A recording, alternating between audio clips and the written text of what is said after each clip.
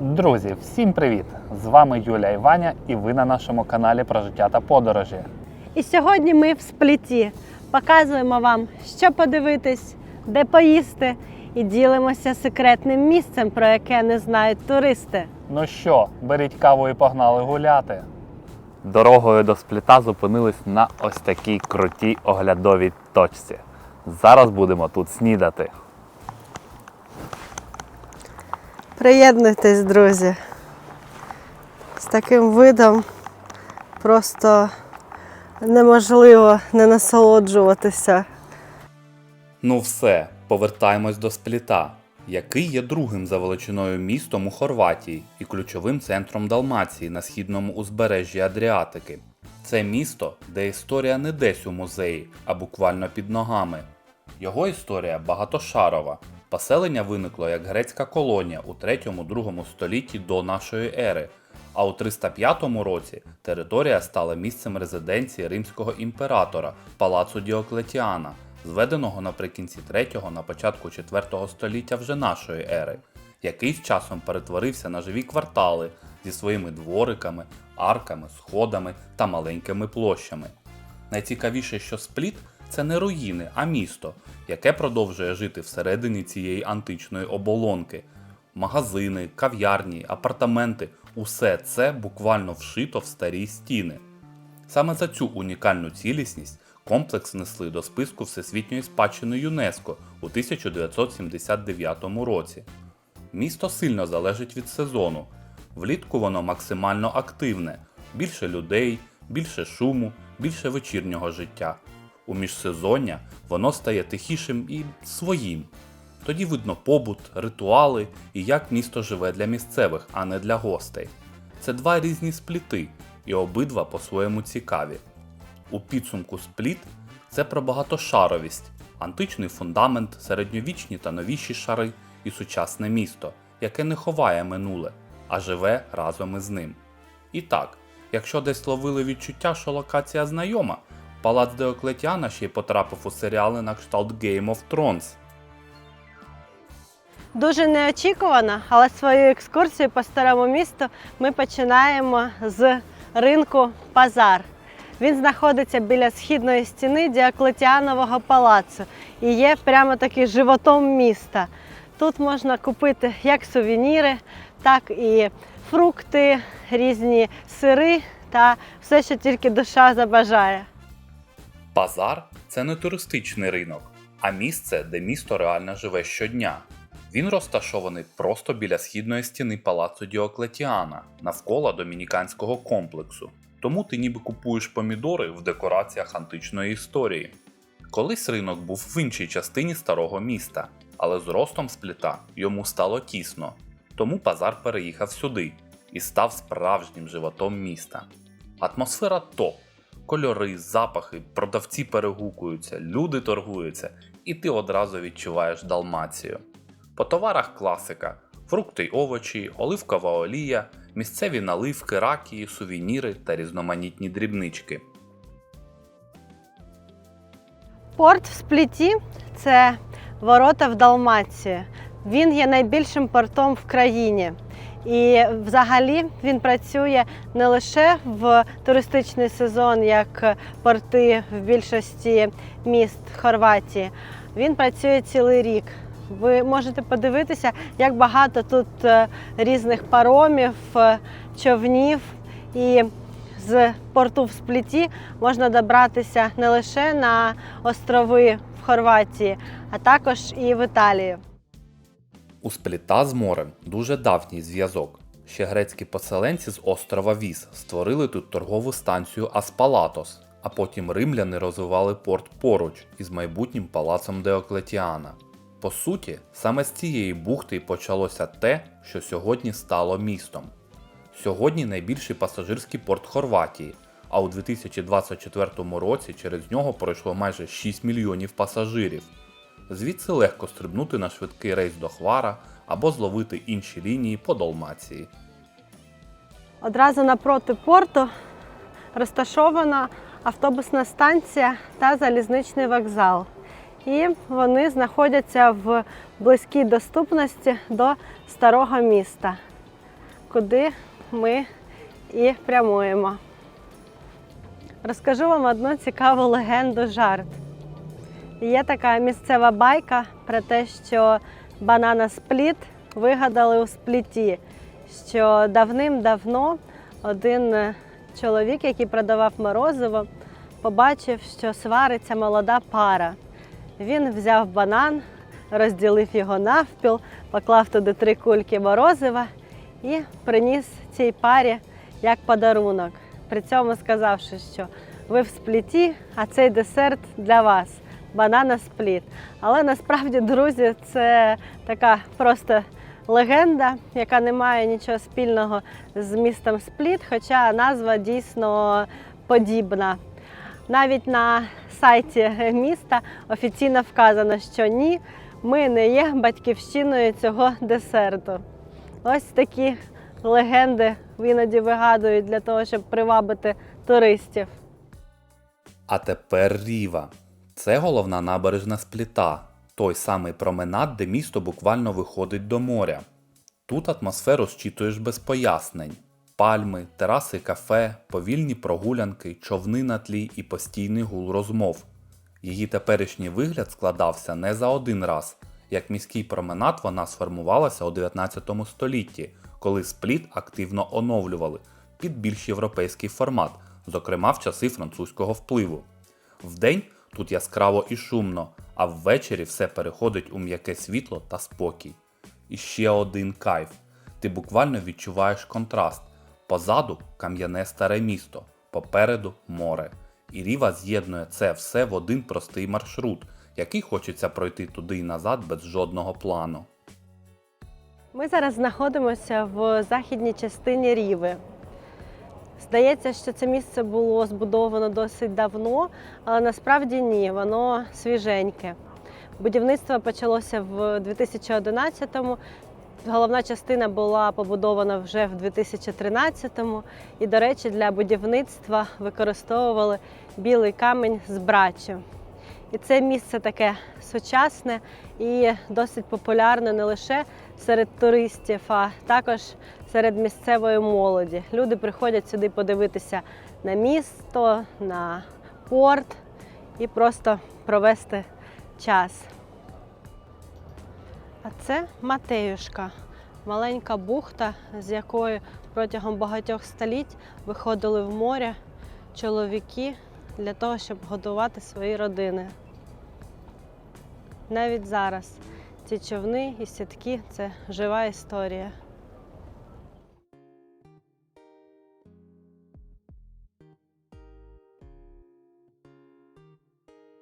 Друзі, ця зйомка відбувається 27 грудня, майже в канун Нового року, на вулиці плюс 17.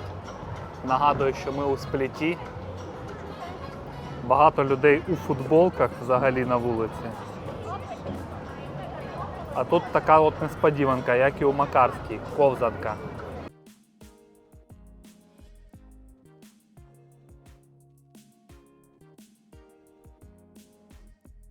Коли ми тут були минулого року, був схожий ярмарок. Дуже атмосферно, гарно прикрашено, багато ліхтариків.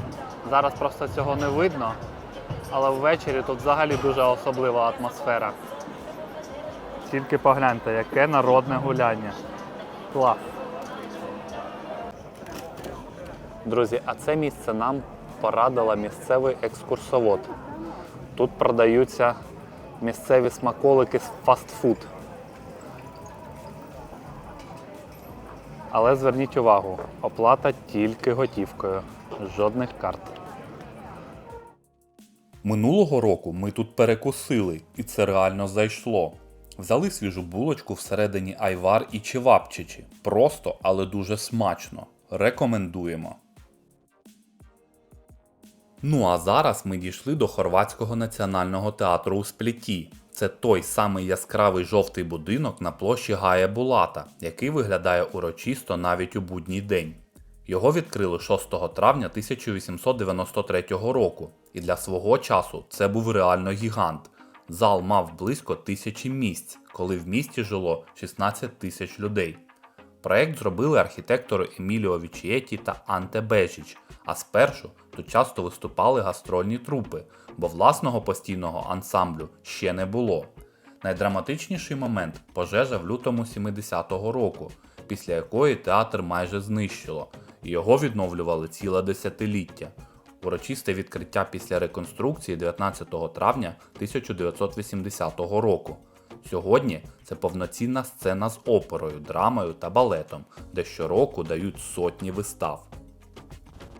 А зараз покажу вам одну з найкумедніших дрібниць Спліта – фонтан у формі дулі. Прикол у тому, що вода виходить прямо з цієї дулі і має точно влучити в маленьку воронку знизу. Звідси кажуть і назва – пірія. Виглядає так, ніби місто підморгує. Ласкаво просимо, у нас тут із гумором усе ок.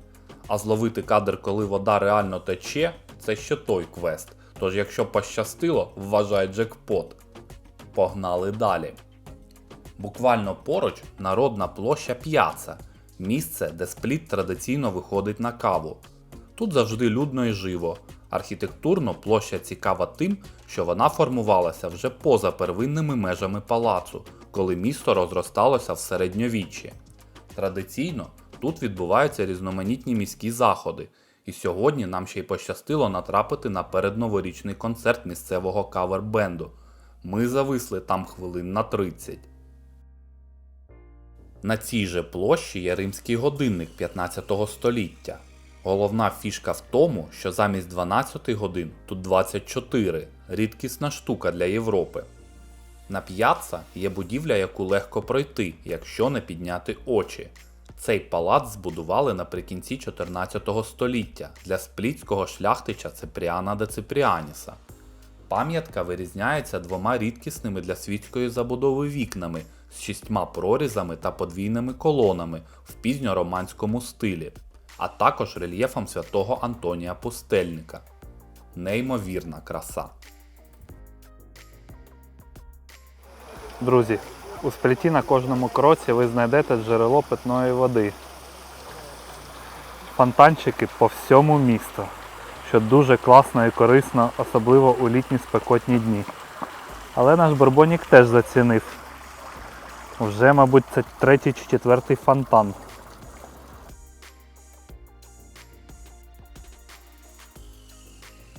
Дуже смачненька водичка, так, Юля? А після того, як спрага втамована, можна погуляти і по парку імені Йосипа Юрая, або просто сад, як кажуть на нього місцеві. Тут класно на кілька хвилин сісти в тінь, подивитись на людей і видихнути після кам'яних вуличок. Трошки історії, але без занудства. Цей простір став головним міським садом у 1859 році. І ще цікава деталь. Він лежить між двома бастіонами, залишками венеціанських укріплень. Тобто це не просто зелений сквер, а шматок міської історії, який перетворили на парк. Головна фішка – фонтан із маленьким янголятком, який з'явився у 20 столітті. Від нас однозначно лайк. Популярною традицією серед туристів є загадувати бажання, натерши великого пальця ноги Григору Нінському, єпископу середньовічної столиці Хорватії Нин. Я загадую це бажання для нас всіх, друзі. Нехай воно виповниться. Давай, Гургурчику, знаєш, що робити. А зараз будемо досліджувати палац Діоклетіана. За моєю спиною, друзі, є один із основних входів – Золоті ворота. Ну що, погнали досліджувати? Палац Діоклетіана в Спліті – це рідкісне місце, де давня архітектура не просто збереглася, а стала частиною щоденного життя. Його збудували на межі 3-4 століть як резиденцію римського імператора, але з часом у цих стінах виросло ціле місто. Золоті ворота – це був головний парадний вхід у палац з боку суші. Вони стоять посеред північного муру, і саме звідси починалась головна вулиця палацу – Кардо, яка вела прямо до центру. Кажуть, що 1 червня 305 року через ці ворота Діоклетіан урочисто увійшов у свій палац, коли пішов з трону Римської імперії та повернувся сюди жити. тому ворота зробили максимально помпезними. Багато людей досі проживають в стінах палацу. І, до речі, деякі квартири навіть продаються. Але будьте готові до того, що доведеться викласти не 1 мільйон євро за таку квартирку. Перлиною палацового комплексу є вестибюль. Це був головний вхідний зал до імператорських покоїв. Перший простір приватної частини, куди потрапляли тільки обрані – посли, важливі гості, високий статус. Він круглий, як ротонда, приблизно 12 метрів у діаметрі і близько 17 метрів заввишки. Колись зверху був купол, а тепер там відкрите небо. І через це зал виглядає дуже кінематографічно, особливо коли сонце падає всередину колом. Фішка вестибюля ще й у тому, що тут крута акустика. Якщо пощастить, можна застати клапа – далматинський акапельний спів, який звучить так, ніби камінь підспівує. І найнеочікуваніше – за матеріалами туристичного офісу Спліта, ще трохи більше ніж півстоліття тому в цьому просторі жили люди. З домашньою птицею, навіть городиками. Отакий шлях від імператорської церемонії до звичайного побуту. А перед вестибюлем є маленька площа – перистиль. Це був парадний двір палацу. Тут проходили церемонії та офіційні появи імператора. А сьогодні це місце, де постійно хтось сидить на сходах, знімає, слухає музику і просто вбирає атмосферу цього місця. І ще деталь, яку легко пропустити. На перистилі є єгипетський сфінкс, привезений сюди ще за часів Діоклетіана. Ну і звісно, не можна оминути собор Святого Дуа, який знаходиться поряд. Це кафедральний комплекс у межах палацу. Його ядро – римський мавзолей Діоклетіана, побудований близько 305 року нашої ери, пізніше адаптований під християнський собор. У джерелах згадують формування кафедри на межі 7 століття. Зовнішня частина зберігає античний периметр. Будівлю оточує колонада з 24 колон. Візуально домінує дзвіниця висотою 57 метрів.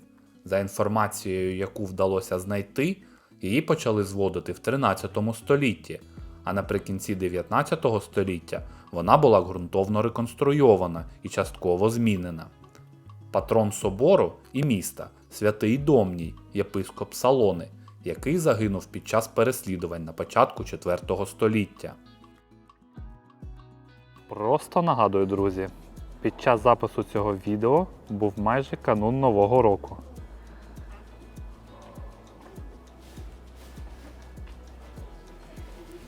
Така у нас погода. Якщо за вежею повернути вправо і піти в сторону етнографічного музею, ви опинитесь на такому майданчику. Як ви можете бачити, навіть сьогодні, в день, коли повно туристів і просто містян на вулицях, це місце порожнє. А звідси, через такі портали, відкривається прекрасний вид на Ріву. Ось вам від нас такий сюрприз. А поряд із секретним місцем знаходиться етнографічний музей Спліта, який заснований у 1910 році та присвячений збереженню і презентації традиційної культурної спадщини Далмації. Він розташований у історичному ядрі, в межах палацу Діоклетіана. Постійна експозиція демонструє традиційні костюми та предмети повсякденного життя, прикраси, знаряддя праці, ручні вироби і ремесла різних мікрорегіонів Далмації. Ми спускаємося в підземелля під палацем Діоклетіана, в яких, зокрема, знімали і сцени для серіалу «Гра престолів». Тут жили дракони. Пішли подивимось. А ось, власне, і саме підземелля. Друзі, для тих, хто дивився серіал, той згадає. Також тут проводяться різні культурні заходи. Наприклад, нещодавно тут була дегустація місцевих вин. Не знаю звідки, але тут так пахне випічкою. Ванількою. Ванількою. І тепер тут, окрім драконів, ще був наш бурбонік, який тут надзюркав. Ну, Він молодець. помітив. Це означає, що це тепер його власність. Добре. Так. Пане бурмістře, місцеєвіць, ой, Спліта. Випишіть нам право власності. За правом піднятої лапи. А якщо ви думали, що «Гру престолів» у Хорватії знімали тільки в Дубровнику, то ні, Спліт теж у грі. Тут палац Діоклетіана став фоном для Меєріна, а найвідоміші кадри – це підвали, які в серіалі перетворили на драконячі підземелля, де тримали драконів. І найприємніше – ти буквально ходиш тими ж коридорами, просто в реальному місті. І щоб закрити цей розділ повністю, є музей, присвячений культовому серіалу. Там можна сісти на залізний трон та подивитись експозицію про Сплітський Меєрін. Друзі, дуже цікаво дізнатися, скільки фанів серіалу «Гра престолів» дивиться наш канал та хто був ваш улюблений персонаж. Будь ласка, пишіть у коментарях. Ну що, рухаємось далі? Це пляж Бачвіце, один з найпопулярніших пляжів Спліта. Навіть якщо ви не купаєтесь, то обов'язково треба сюди прийти. Тут така відчувається душа міста. Також на цьому пляжі вигадали гру Пічігін. Це така гра з перекиданням маленького м'яча на мілководді. В 20-х роках ХХ століття вона стала дуже популярна у Спліті і є однією з його фішок.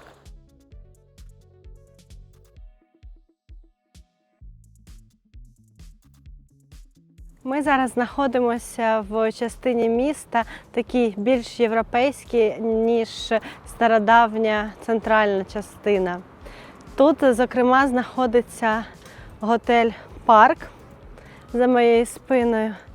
Це раніше був готель «Імперіаль», побудований в 1921 році.